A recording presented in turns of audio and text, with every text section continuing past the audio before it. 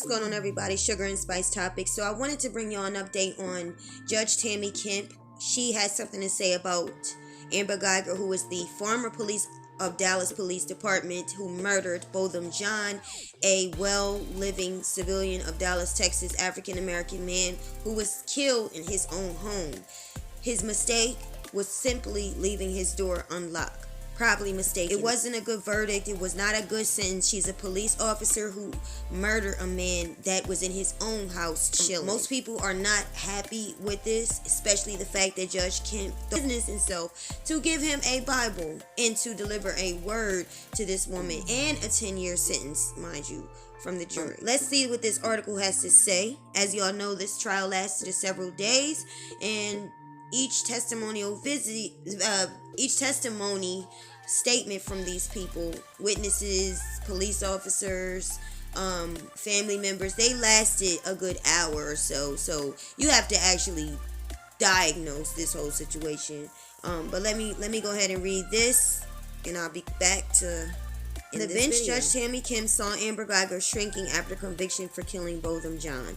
Kemp became the subject of social media scrutiny and an ethics complaint accusing her of okay, guys, I can't pronounce that word. From the bench, after she gave Guyger a hug and a bite. At the beginning of the trial, Guyger was stoic, Kemp said. She seemed to have found a point in space to fixate on, and she just seemed to stare straight ahead at that. The judge said she sat very still. But after the verdict, she says Guyger was a different person. She was a broken person. I don't know what she was expected from the verdict, but it changed her. And then with each successive punishment which witnessed, she seemed to be. Kemp paused for a moment. What of a better word, shrinking down. After the jury delivered its 10-year sentence, two hugs in the courtroom were broadcast around the world. The first when Brandt Jean asked if he could hug Guyger during victim impact statements, and the second between Guyger and the judge. When Brandt Jean took the stand, he told the fire officer he forgave her and wanted the best for her. Can I give her a hug, please? He asked the judge. Please. Kim said she hesitated a moment. She was thinking of Sheriff's Department policies about contact with the defendant, she said. I was looking at the bailiff, wanting him to tell me if it was okay, and he was looking at me. Kim said, but when I heard the second please, I just couldn't refuse. The fact that this judge is so sympathetic to the cop, like if you actually looked at that trial, I actually looked at her testimony, at Amber Guyger's testimony. That prosecutor cross-examined her so good. He asked her all the right questions, and she cried hysterically as if she was so affected. But I like how he cross-examined her and showed her actual actions on the inside the police car video camera of her texting right after. She was not remorseful. She did not stay in the car. She was helping friends. She was busy talking to people. There was no tears. At one point, the prosecutor pointed out to the courtroom, also to Guyger, look at that. What do you see, Guyger? And she said she didn't know what to say. What do I see? Okay, it is the body of Botham Jean that's going right past the window of that cop car. And look at your response as they viewed this video footage. Guyger was not moved. She was about to get out. She closed the door. She continued to text message as Botham Jean's dead body went past her in the window. So you tell me, does she deserve sympathy? Does she deserve sympathy?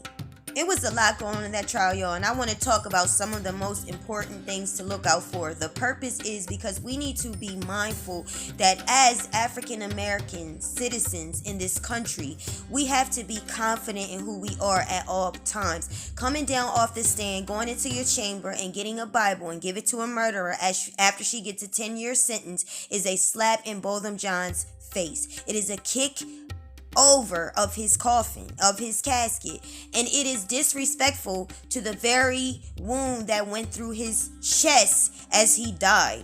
Like, how do you do that as a judge? So I want to dissect as much as I can, not everything, but let's just get the confidence we need, know what goes on, and judge righteously. It's one thing to show the love of God. It's another thing to make a mockery out of the love of God. And what that was a mockery. And as my mother put it, you didn't even give the sympathy that much. You didn't give the sympathy to the mother that much. You didn't give the love and support to that mom of Botham Jean that much. But you give it to the killer? The killer went into this man's home and she cried hysterically as she was cross-examined, lying. Okay? On footage showing her chilling out, waiting for the moment to pass, feeling okay that she's around her cop buddies, allegedly, and okay with everything until you get into the courtroom and you want to put on this show. It's time for us to stand up as a confident person. Stop looking for validation from other people and just accept yourself. Okay? Know the difference between showing love and mercy and being a straight out fool. Peace.